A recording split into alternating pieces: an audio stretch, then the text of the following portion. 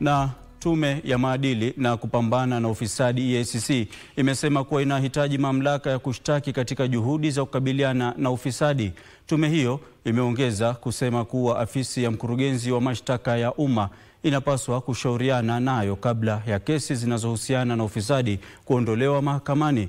Na jinsi mwanahabari wetu Giverson Maina anavyotujuza, wakati wa uzinduzi wa ripoti ya mwaka ya tume hiyo, mwenyekiti wa EACC David Oginde alilalamikia suala la vitisho, unyanyasaji na kuingiliwa kwa mashahidi, akivitaja kuwa vikwazo vikubwa katika mapambano dhidi ya ufisadi.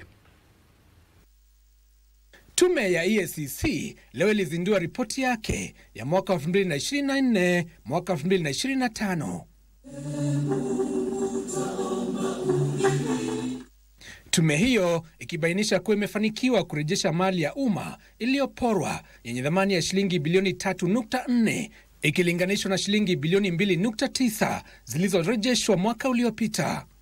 EACC pia ilifichua kuwa imeshinda kesi 33 za ufisadi kati ya kesi 79 zilizowasilishwa mahakamani. In the prevention area, as a preventive measure, the Commission heightened its intelligence capabilities, resulting to disruptions that averted loss of Kenya shillings 16.5 billion worth of public assets. Ripoti hiyo pia inaonyesha ufuatiliaji wa mali 27 iliyopatikana kwa njia zisizo za halali yenye thamani ya shilingi bilioni 22.9.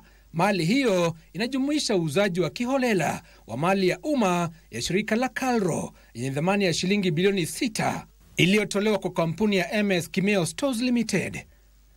Uuzaji wa vipande viwili vya ardhi ya shirika la utangazaji nchini KBC yenye thamani ya shilingi bilioni 4.9 iliyotolewa kwa watu binafsi.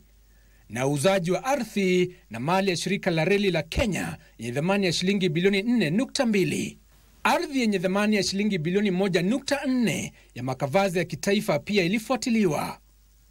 Mwenyekiti wa EACC David Oginde na afisa mkuu wa tume hiyo Abdi Mohamud hata hivyo walalamikia utekelezwaji wa sura ya 6 ya katiba, swala la vitisho, unyanyasaji na kuingiliwa kwa mashahidi, akivitaja kuwa vikwazo vikubwa katika mapambano dhidi ya ufisadi. Aidha, tume ya EACC inataka ipewe mamlaka ya kushtaki kama mojawapo ya juhudi za kukabiliana na ufisadi. These challenges cannot be tackled by EACC alone. They require the concerted effort of government, private sectors, religious community leaders, our partners, and ultimately the collective resolve of all citizens. Tume hiyo pia ilifichua kuwa inachunguza madai ya visa vya utoaji hongo katika uchaguzi mkuu uliokamilika. The push or the desire for the Commission to have prosecutorial powers is basically to inject some level of efficiency so that once cases are investigated, like we do with civil cases, which we do not take through the ODPP's office, we take them straight to court, and we have seen significant success in some of those cases.